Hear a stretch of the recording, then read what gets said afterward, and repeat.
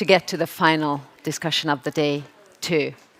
Let us take a closer look at ourselves in Central Europe. What strategic partnerships should we prioritize? How should and could this region redefine itself? We are honored to have 4 distinguished speakers for the closing keynote panel. Ambassador Dan Fried, former US Ambassador to Poland and the Distinguished Fellow at the Atlantic Council. In his long and distinguished career, Ambassador Fried played a key role in designing and implementing American policy in Europe after the fall of the Soviet Union and in other historical milestones as well. Good to have you with us. Michal Kurtyka. The second speaker is Michal Kurtyka, former and first Minister of Climate in Poland, and also a distinguished fellow at the Atlantic Council, and also representing the Casimir Pulaski Foundation. There you go.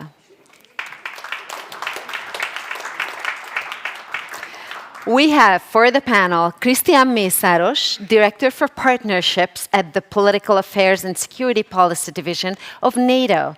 Previously, he worked 6 years in the NATO Secretary General's private office. He's an outstanding expert in political affairs and security policy. Good to have you again.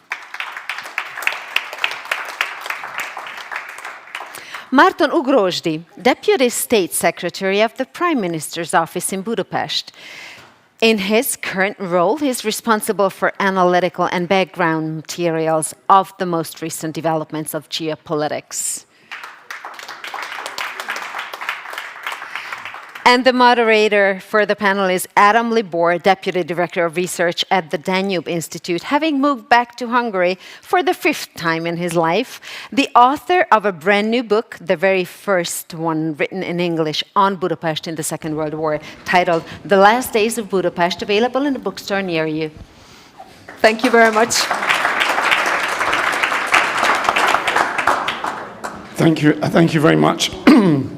Christina, thank you to Equilibrium, to our distinguished panel, but most of all, thanks to all of you. You're still here. We're nudging 7 o'clock, and we're still going. We've covered a lot of ground today, dealt with a lot of really important issues, and had some amazing insight and some really valuable contributions. I'm not sure where our conversation is going to go exactly for the next half hour or so, but I'd like to start with maybe a slightly lighter approach, as we're essentially in the graveyard shift. So I'm just thinking the theme of our panel is very much about Central Europe. Where's Central Europe going? Is it going back into a time when it's strongly influenced by Russia? Is it reverting to its roots? And what has always interested me is what exactly is Central Europe? Back in the 1990s, I was a foreign correspondent here. I was a foreign correspondent in Budapest and the region for many times. And like all foreign correspondents, I started as the Budapest correspondent and quickly tried to build up an empire in competition with the other regional correspondents. And it worked, because after a while I was made the Eastern Europe correspondent. And I would go and interview people in Prague and Budapest, and they'd say, hello, I'm Adam Lebor, I'm the Times Eastern European correspondent. And they'd say, well, that's nice, Adam, but you're in the wrong place.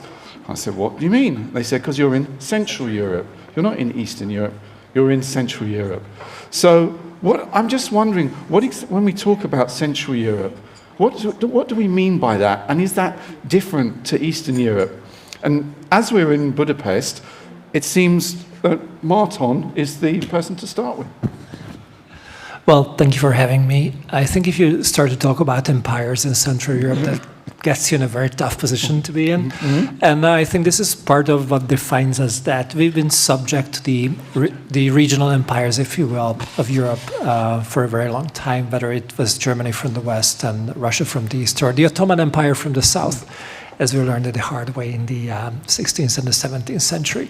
So I think if you want to define Central Europe, it's the the borderlands, if you will, between the two big European powers, and also the region which fought for its freedom the hard way, and it will never forget that what it means to be occupied by a great empire who doesn't really give a damn about who you are and what you stand for and what you believe in. And I think this is part of the reason that many of the Central European countries are always critical of these new waves of thinking and everything else, and doesn't take everything at face value, because last time it was the Soviets who taught us how to read between the lines, and that's not a skill that you lose very quickly. So what are the things that Central Europe you think are critical of now, when you say they're being told how to think? If you look at migration, for example, or if you look at the rise of radical parties both on the left and the right of the political spectrum, if you look at the resistance to the globalist trends, if you will, these countries tend to be the most socially conservative countries within the European Union, and that's because, you know, the overall experience of the people in the region is that just because a foreigner tells you something, that doesn't mean it's true. And they tend to have their second thoughts on that. Right, okay. Well, skepticism is always healthy, it's always good, especially when outside people are telling you what to do or think. Krisztián, how do you see the region, Central Europe, as perhaps also different to Eastern Europe or the Balkans? First of all, thank you very much for Reka and Tomasz and the Equilibrium Institute. I'm very happy to be back for the second edition this year. And I'm very happy that my organization, NATO, is partnering in this event. It's very important, and we heard in the morning, it's something that we really needed in Budapest. Then, when you talk about building empires, even if it's for press, it gives a bad feeling from someone who grew up in Central or in Eastern Europe, whatever you want to call it. And I'm also very happy to represent NATO, which is not about building empires. It's a place where each country, 32 now, have an equal voice, and it's not about building an empire. And I feel that it helped at least my country, Hungary, to liberate itself from empires and empire building. So for me, it doesn't really matter if we consider Hungary and the countries of this region, Central or Eastern Europe. What's important is that our voice matters. And in a place like NATO, now it does. So I will not take a stand what it means to be Central European, or whether it's Central Europe or Eastern Europe. Doesn't matter. As long as you have a voice, then it's good for people and for countries as well. Thank you. Michal? Thank you very much. In order to wake you up, I will say that Central Europe does not exist. It does not exist? No. But where are we? Well, it has been an invention of some Eastern Europeans in order not to be called Eastern Europeans. Aha, that is very controversial. Yeah. It is not. Please read the I don't think a British person could say that. Larry Wolff, historian of Harvard University, has written a very compelling book. If you didn't see it, I think it's interesting, that the Eastern Europe has been invented during Les Lumières and in the Enlightenment period by French philosophers who wanted to make themselves look, let's say, better. So they invented some kind of backward Europe. So they invented Eastern Europe. Till then, Europe has been divided by, it has been always defined in terms of Northern Europe and Southern Europe. Only then we started to define Europe as Western Europe and Eastern Europe. And interestingly, in this Eastern Europe, some of them, for example, Voltaire, didn't include Catherine, the Imperatrice of Russia. So it was, in a way, for people living between Les Lumières and Russia to be a no man's land, and this no man's land was called Eastern Europe, and so we tried to escape this. But I have some arguments, so that in order for the debate to be lively. First of all, we have not enough wealth to be recognized economically. We have no marketing. I mean, when you see any picture about Central Europe in any of the world-class media, you always see a grey picture of some, let's say, Solidarność kind of steel workers, very sad, and there is still recently there was a lot of agriculture pictures showing that we are here an agricultural country. And if you ask some Western Europeans, they are probably much more probable to be in US, China, India, Vietnam, Thailand than to be in Warsaw or many Central European countries. So it does not exist in Western imagination, and moreover, it does not have any existence under the Lisbon Treaty. Because, and I have been the government at that time, when we switched from the Nice to the Lisbon minority blocking, all European Union members being part of, let's pretend it exists, Central Europe, try to vote a law, they will not have enough of the blocking minority. So everything has been set under the European Union framework in order for Central Europeans not to exist. That's interesting, but I think there's two different issues there. One is, I'll absolutely come back to you in a minute, talking about perceptions in the west of Central Europe, and I would respectfully disagree. I don't think most people in Western Europe, especially the younger generation, think of Central Europe as steelworks and factory workers and half-tilled fields. I think if you can go to the airport and see, from Britain alone, there's about 20 planes coming in every day filled with young people. You know, they're very curious about the area, and there's a huge interest, and people think of cities like Warsaw, Budapest, Prague, as absolutely buzzing. You know, Riga, Vilnius, they're very popular holiday weekend destinations. So that's the psychological thing. The more technical thing that you're talking about as to mechanisms to prevent Central Europe having a block, then I'm not so up on the details of that, and I accept, of course, what you say. Márton, you wanted to come back in on something? Just very quickly, and sorry for disrespecting you, Dan, but there's this saying that if you ask any country in the region that where Eastern Europe starts, it always starts in a country east of it. If you ask it in Georgia, they will tell you the same. Yes, good point. Ambassador Fried, with your extensive experience in Poland in particular. I have a slightly different take. This morning, Sebastian Gorka said that evil is real, and that he spoke of the scars on his father's wrists from the communists. In my experience, the Central and East European dissident movements, the democratic dissidents, had internalized the lesson that evil is real. And they knew what they were talking about. Communism, Nazism was in people's bones the way Americans cannot imagine. Which leads to suspicion that Sebastian Gorka believes in a values-based foreign policy. It's okay, I won't tell. But this is the democratic dissidents in Warsaw, Prague, Budapest, believed in national patriotism linked to universal values. Linked to universal values. They believed in their national liberation, but not value-free, not simply for the nation, but for the nation informed by democratic values. This is Poland in the late 18th century, Budapest in 1848. They're fighting against the Tsar's troops and Metternich, led by a Polish general, all about solidarity and freedom. And in the 90s, when the Americans were trying to figure out what to do with those silly East Europeans, and believe me, I am familiar with the patronizing attitude which Voltaire would have found familiar, right? I get it. But it was the Central and East Europeans who pushed Clinton to realize a post-Cold War European future on the basis of precisely those values.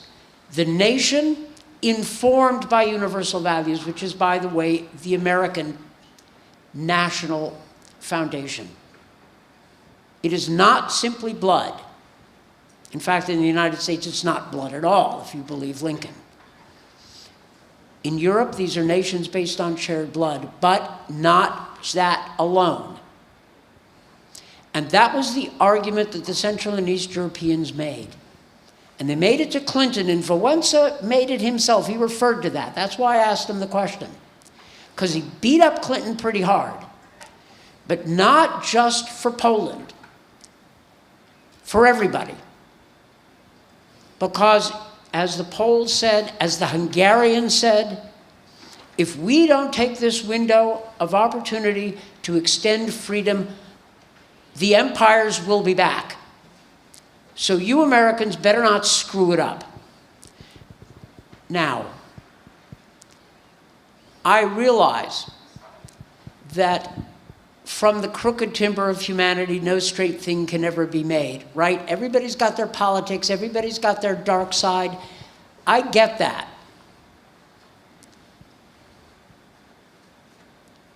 But the Central and East Europeans were, and in many cases remain, a voice of conscience, not simply because they are embodiments of Wilsonian idealism a la Central and Eastern Europe, but because they understand that if you have a value-free foreign policy, you do deals, and then people end up in boxcars moving in the wrong direction. Or they end up with scars on their wrists. Now, I've learned that I'm not Central European, and my disadvantage is this panel stands between you and dinner, the last panel of the day. I get it, and Kurt Volker stole most of the lines I would have used in his remarks. But I want to end with this. The Central and East Europeans helped make the united Europe that we are now defending and the Ukrainians are defending. Like, we wouldn't have thought it up by ourselves without being kicked. And all the kicking and yelling from Central and Eastern Europe wouldn't have meant a goddamn thing if the Central and Eastern Europeans hadn't made the 90s into a golden decade where everything they did was fabulously successful. And that had a real impact on the Clinton administration and the George W. Bush administration, because who doesn't want to help these countries when everything they're doing is great? Chinese levels of economic growth with democracy. Now, that is a narrow take on Central and Eastern Europe, and I get all the arguments. Eastern Europe begins, where the Hauptstrasse, Landstrasse ends, and every country's got its version of that. I don't care. My interest in Central and Eastern Europe is something different, and it is based on that solidarity of freedom and principles. And I was glad to hear Seb Gorka refer to that this morning. Thank you. Michal. Thank you very much. I'm so glad that my trap worked. And so you were the only non-Central European. You have been the one discussing about our strengths. And I'm very proud of it and obviously happy with our history in this regard. But let me say that even if I still think that for the purpose of this discussion, it's better for us to think that Central Europe does not exist in a sense of an entity, it's in a sense of something that is having its own dynamic, it starts to matter. It starts to matter because of our historical experience, because we conserve this ability to distinguish what is important for him, what is less important, because we have this pragmatism and critical thinking, which sometimes is not very well recognized in Brussels. And because of that, we are very quickly treated as populists and not understanding where the world is heading. But I think that we have, with our economic success, and with, let's say, awakening of history, we start to matter. Central Europe starts to matter, even if it does not exist. And the challenge right now, and I will maybe refer to a movie. Sebastian Gorka used a very personal experience. I will refer to a much less dramatic experience of Shrek. Did anybody Was he a Central European, Shrek? No, it is. Oh yes, a little bit. Let me tell you that you remember that Shrek is the guy who is living in his wetlands, not willing very much to to wake up the sleeping beauty. Yes, la belle au bois endormi. Well, let's imagine that our Western European colleagues are a little bit the sleeping body of geopolitics, of history. And we are the ones obliged to wake them up. And you remember all how the film ends, yes? They marry. So in a way, we have to wake up Westerners, and you said it, Ambassador, very well. We are doing our part of the job. But then we have to prepare for the next step, for wedding, for actually being able to redefine Europe. And that Central Europeans are not yet ready. Even if we have all the values that you described, and I'm the first to be proud of them, and Donald Trump in the speech that he gave regarding Warsaw uprising. It was 2017. I was there. I remember very well this speech. He was talking about values linking our region and United States, as you said, regarding individual freedom and sovereignty. These were the two values that he underlined in this speech. But it was, I think, the call for us to think what are the values we are ready to stand for. And Warsaw Uprising has been, in this regard, an extremely symbolic place. The biggest civilian slaughter during the Second World War II. 60,000 people in Wola have been killed during 1 week. Bucha of this time. So if we want to avoid this, we Central Europeans, we need to define what we stand for. And here I would propose something new, and to put it in yet some kind of institutional framework. It should be compatible with NATO and EU, otherwise it will not survive. But nevertheless, if we are unable to provide an institutional framework to this reality, geographical reality, this Shrek will not be able to wake up Fiona and then marry her. What about the V4, the Visegrad 4? I mean, is that not some kind of institutional framework already existing? It was a good temptation, but nevertheless, I think it would have been a little bit too narrow, even if right now we have, I'm not sure it is existing, it's functioning very well. Too narrow because the threat is too big. In this place have been sitting Mr. Hutanen from Mertens in the morning, and he was talking about gathering together Scandinavian, Baltic, Polish, Romanian potential in terms of people and in terms of investment in defense, and that would match Russia alone.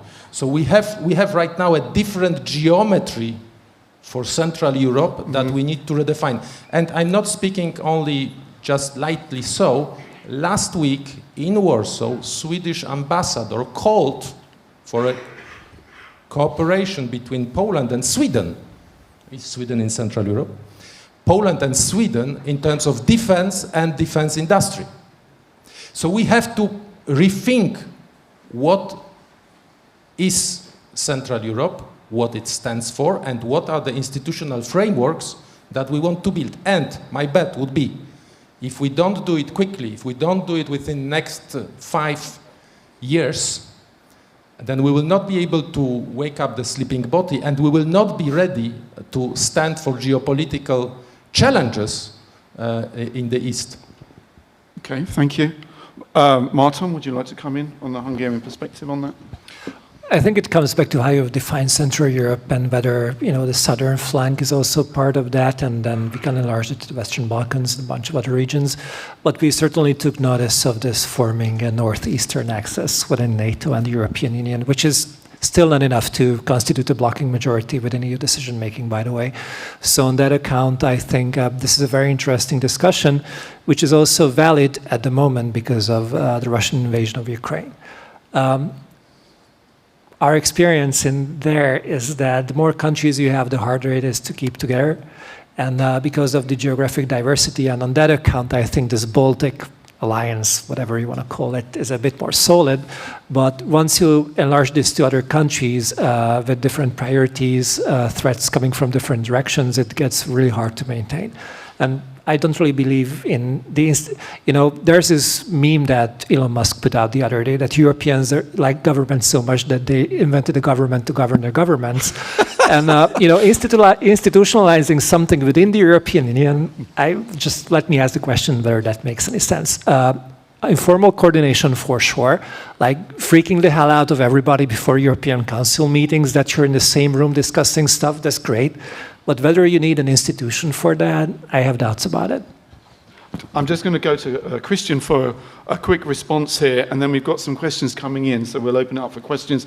Krisztián, how important is Central Europe for NATO? I wanted to say, first of all, I think we're beyond the wedding. That happened in 1999, 2004, etc., when the countries joined NATO and the European Union. The problem is now the midlife crisis in the relationship, maybe. But I don't remember Shrek, so I don't know how that went. And I tend to agree. I'm not sure institutions are needed now. You mentioned Visegrad 4. There's also the Bucharest 9, which of course works in the context of NATO in the sense of building up the eastern flank and strengthening deterrence and defense. But I think what's important is actually pragmatic actions. So more investment in defense, troops, battle groups, which all the 8 eastern flank countries have. So I think instead of focusing on institutions, it's the actions and investments in their own security and defense that would matter. Right, okay. So let's look at some of the questions that are coming in. The first one that's come, is Hungary and Slovakia's strategic direction diverging from the Czech Republic and Poland? So I guess we should let you answer that first. For now, yes. Let's wait until the fall. I think this is in the making. I would put less emphasis on how things are right now, because in the long run, I think there is a common understanding between NATO member states that we have to protect the eastern flank of NATO. Everybody's spending more on defense, everybody's investing in capabilities, everybody's doing the recruitment, and God knows what's going to happen later this year at the NATO summit, but these numbers might eventually be higher by the end of the year. How we're going to raise the money is another question. Of course, we diverge on how the most important threat of our day should be handled, but that's changing quite quickly, hopefully. If not, then obviously we're going to assess and reassess and reassess that what could be done. There is some divergence there for sure, but let me underline one more thing. Just last week, the European Union, I think it was the European Council, which decided that it's reviewing the trade relationship with Ukraine and reviewing the tariffs. And that was not us, or at least it was not us only. So when it comes to the economic interest, I think there is much more connecting these countries that we're speaking of right now. Remember the grain corridors 1 or 2 years ago and a bunch of other issues, illegal immigration. I mean, we're being punished for what is Poland being awarded for right now. I mean, if we had a fence that Poland has on its eastern border, I think everybody would go around crazy. And yet you see some of these things emerging. But there is a fence on the southern border, quite an effective fence. Well, the Polish one is freaky for what I see in the videos, and it's really effective, so I think they've run the right thing. Yeah. How does it look from Brussels, the Hungary and Slovakia's approach? Does it seem to be diverging? So where NATO consensus lies is clear. After actually the Russian full-scale war against Ukraine in 22 February, we had the Madrid summit, which adopted the strategic concept where all allies then signed up to what is still valid, which is NATO has 2 main threats, Russia and terrorism, with the challenge of a rising China as well. So that consensus is not questioned. That was reaffirmed in the Washington summit last year. And as you mentioned, we have a new summit coming up, which has the task to make sure that we allocate the necessary resources exactly to meet these threats and challenges. So where I'm sitting, allies, all 32, are quite clear what they're facing as threats and challenges. Thank you. And the view from Warsaw, Michal? Thank you very much. Let me provide you with a couple of, let's say, maybe innovative, maybe iconoclastic ideas regarding institutional frameworks that we may be building in Central Europe. So first of all, let's refer here in Budapest to the longest lasting multinational monarchy in the world, which was Habsburg Empire, Austrian-Hungarian Empire. Much missed. And what you miss exactly for Hungary, for this empire? Well, I'm not Hungarian, but I guess what I would miss would be the sense of a regional identity within the empire. And for that, in my opinion, and I've read an article about it, there is a need for symbols. Till Central Europeans will not be able to define symbols, and Austro-Hungarian Empire had a very strong symbol, that was the empire, the imperator himself. Mm-hmm. Yes. So you need to embody the institution in some kind of a figure.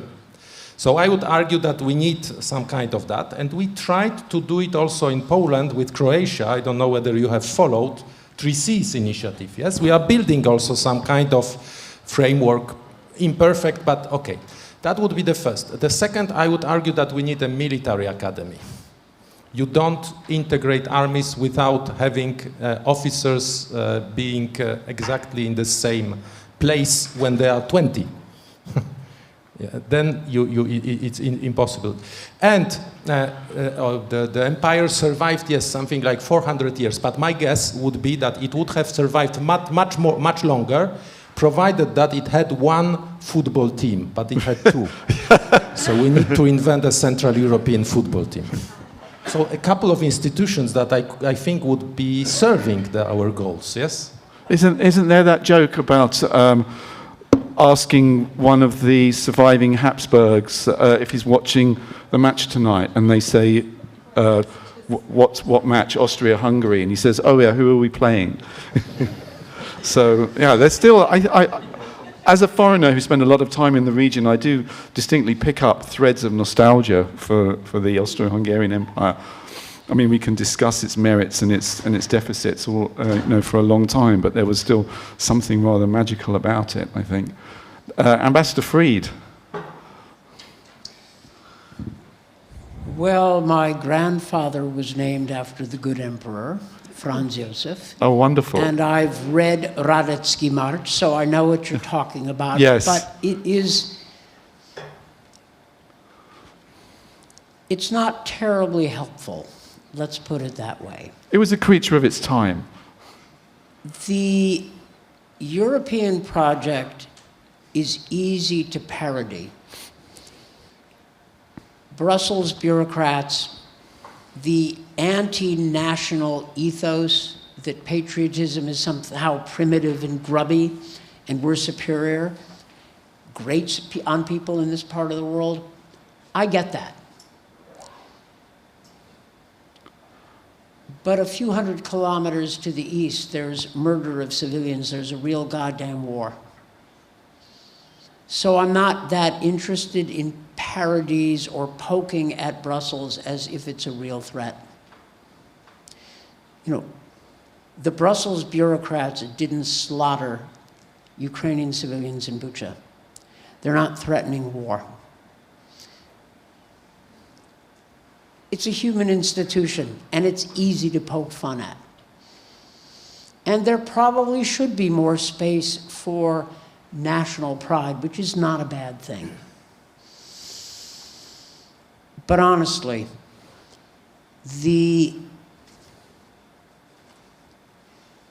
what Europe has done in reaction to 2 world wars and Cold War is a miracle.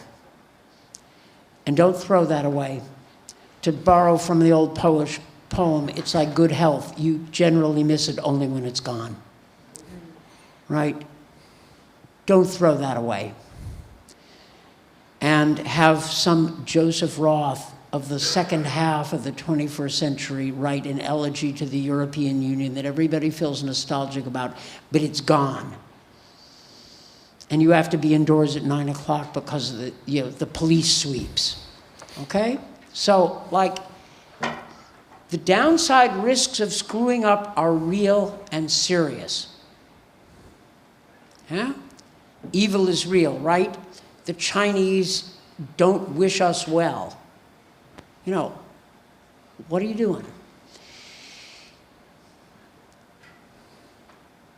And the United States is wrestling with these same issues.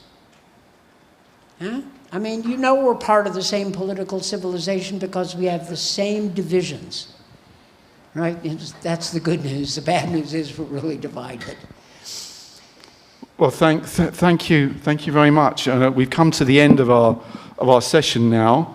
I think that's a wonderful note to end on. Let's reflect on what Europe and Central Europe has built since the Second World War, its institutions, its architecture of peace, security, democracy, freedom to gather like this and have these discussions in complete liberty to say whatever we like. That's something which we have to relish, something which hasn't always been the case, even on these very streets where we are now, just a few decades ago.